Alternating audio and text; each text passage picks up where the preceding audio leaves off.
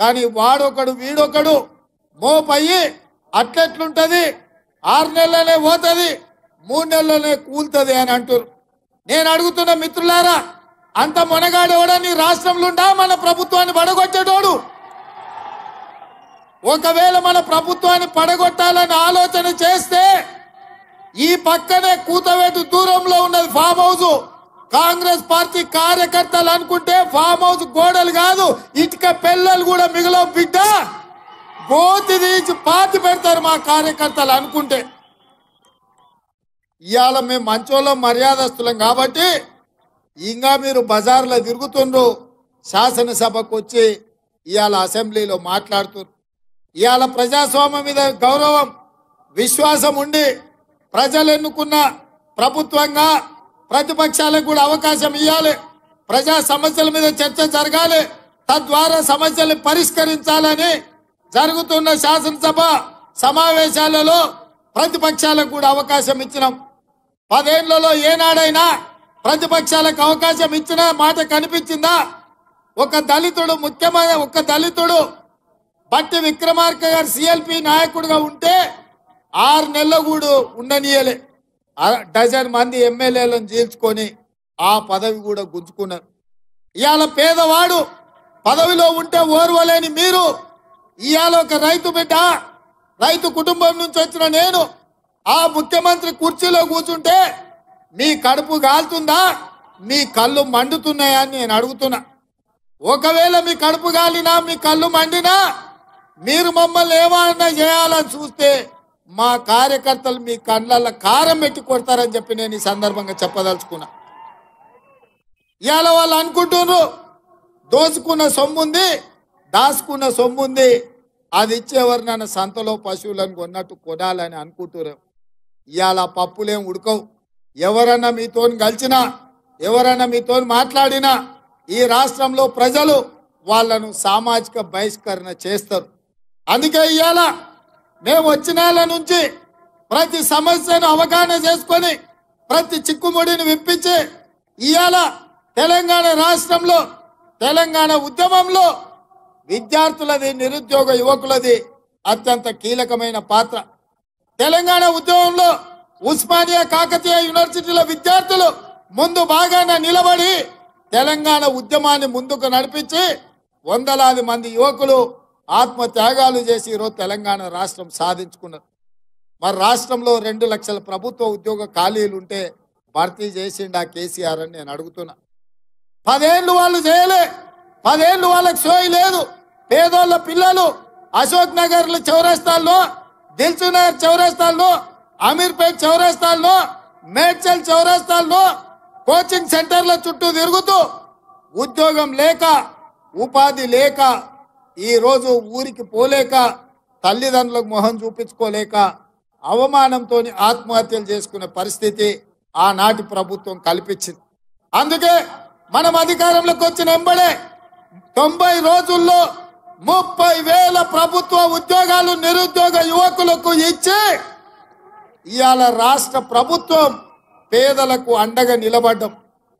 నిన్నగాక మొన్న కేసీఆర్ బిడ్డ ఆమె బతుకమ్మలు ఆడుడో లేకపోతే వంట వార్పులు చేసుడో బెంజ్ కార్ల తిరుగుడో ఇవన్నీ నాకు తెలియదు, కానీ ఆడబిడ్డలకు ఉద్యోగాలు ఇయ్యలేదు, 12% కూడా మీరు ఇచ్చిన ఉద్యోగాలని నేను ఇవాళ చెప్పదలుచుకుని ఈ వేదిక మీద నుంచి దాదాపుగా 28,000 పైచలకు ఉద్యోగాలు ఇస్తే 43% మేము ఇచ్చిన ఉద్యోగాలల్లో ఆడబిడ్డలకు మేము ఉద్యోగాలు ఇచ్చినాం. లెక్కలతో సహా పేర్లతో సహా మేము చెప్తాం. శాతనైతే నీ అయ్యను అసెంబ్లీకి దోలు, అసెంబ్లీలో మొత్తం 43% ఆడబిడ్డలకు ఇచ్చిన ఉద్యోగాలు ప్రతి ఆడబిడ్డ పేరు చెప్పే బాధ్యత నాది. సభలోకి రారు సన్నాసులు, సభలో మాట్లాడరు, రమ్మంటే పారిపోతారు, కళ్ళలకు చూడడానికి భయం, ఇంటికాడ వంటారు, ఫామ్ హౌస్ లో ఉంటారు, నల్లగొండలో పోయి ఉపన్యాసాలు చెప్తారు. మళ్ళీ వస్తాయి కదా అసెంబ్లీ ఎన్నికలు, లేకపోతే రేపు జరగబోయే పార్లమెంట్ ఎన్నికలు, మీకు డిపాజిట్లు వస్తావేమో చూసుకోండి. ఈ శాసనసభ సమావేశాలలో నీ అయ్యని రమ్మను, మేమేం చేసినామో లెక్కలు చెప్తాం. ఇవాళ ఇన్ని రోజులు ధర్నా చౌకే వద్దు, ధర్నా చౌక్ ఎందుకు అన్నారు. మరి ఇవాళ సిగ్గు లేకుండా పోయి ధర్నా చౌక్లో ధర్నాలు చేస్తున్నారు. మా ప్రభుత్వము ప్రజాస్వామిక ప్రభుత్వం. ప్రజాస్వామ్యంలో ప్రతిపక్షాలకు స్వేచ్ఛనివ్వాలి అని మా ప్రభుత్వం అనుమతిస్తేనే ఇందిరా పార్కు ధర్నా చౌకులో ఆమె కవితమ్మ ధర్నా చేసింది.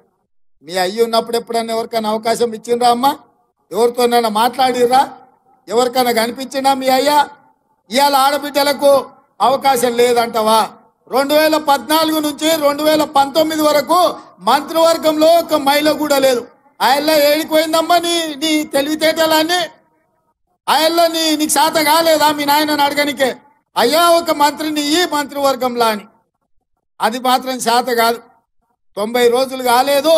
ఓ దిక్కు 6 అడుగులైనా, ఓ దిక్కు పోయడముతైనా, ఇంకొక దిక్కు కవితమ్మ. వీళ్ళందరూ బయలుదేరిండ్రు మనతో కొట్లాడతారంట. ఏందా కొట్లాడేది? మీ శాతనైతే మీరు ఏం చేసిరో చెప్పుర్రి. ఇక ఆయన మేడిగడ్డ 3 పిల్లర్లు పోయినాయి. 3 పిల్లర్లు పోయినాయి కాబట్టి అవి కట్టురని. ఎందుకు తొందర పడుతున్నావు కేసీఆర్? బండారం బయట పడుతుందనా? మేడిగడ్డ కాస్త మేడిపండు అయింది, మొత్తం కుప్పగూలుతుంది, మళ్ళీ వాన వస్తానా? ఆయన ఉద్దేశం అంతా ఆయన కట్టింది కుంగింది, అన్నారం పగిలింది కాబట్టి అర్జెంటుగా దానికి పూత ఊసి హరేక్ మాల్తోని దాన్ని రిపేర్ చేసి ఇక అయిపోయింది, మా చేతులు ఏం లేదు, మొత్తం వాళ్ళదే అని మా మీద నెట్టనికనా? అందరం కలిసి పోయినాం కదా, శాతనైతే అల్లు చేదు ఉండే. ఏమైందో మేడిగడ్డలా చూపించటోళ్ళం. ఇవాళ రిపేర్ చేయి అంటుండు. రిపేర్ చేయడానికి అది వనికి రావాలి కదా. అదేమన్నా అక్కర కొత్తదో అక్కర రాదో ఇవాళ అధికారులు చెప్పాలి కదా. ఢిల్లీ నుంచి నిపుణులు వచ్చారు, వాళ్ళు వాటిని పరిశీలిస్తారు. ఉన్నది రిపేర్ చేస్తే నడుస్తుందా, మిగతాది కూడా కుంగిపోతుందా, మొత్తం గులగొట్టి కట్టాలనా లేకపోతే దాన్ని రిపేర్ చేయాలనా అని ఇవాళ అడగాలనా లేదా?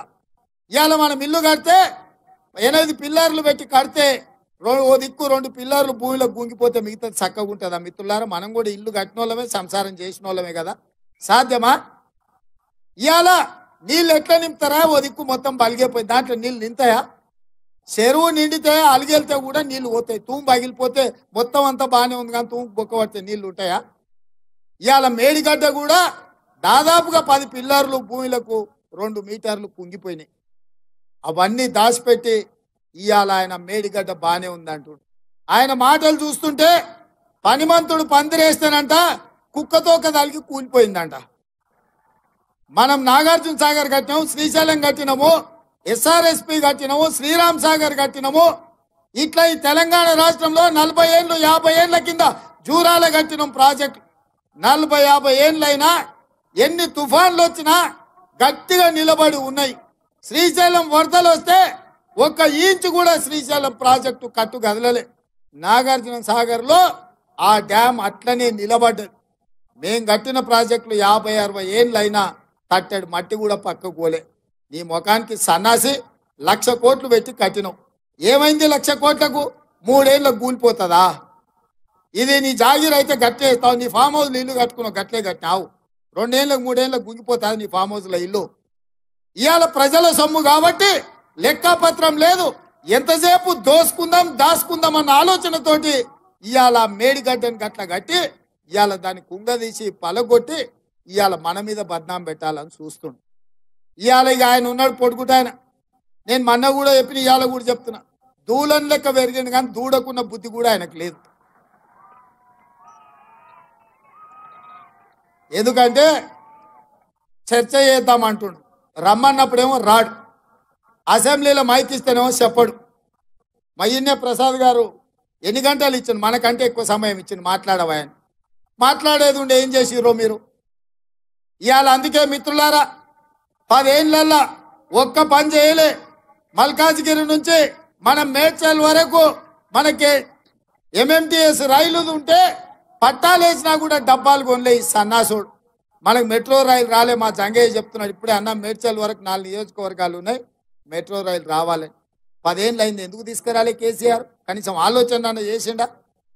ఇవాళ మన ప్రాంతంలో జవహర్ నగర్ డంపింగ్ యార్డు, ఆ నీళ్లతోని పక్కలున్న గ్రామాలు కలుషితం అయిపోయి చెరువులలో చేపలు బతికేటట్లేదు, ఊర్లలో మనుషులు బతికేటట్లేదు.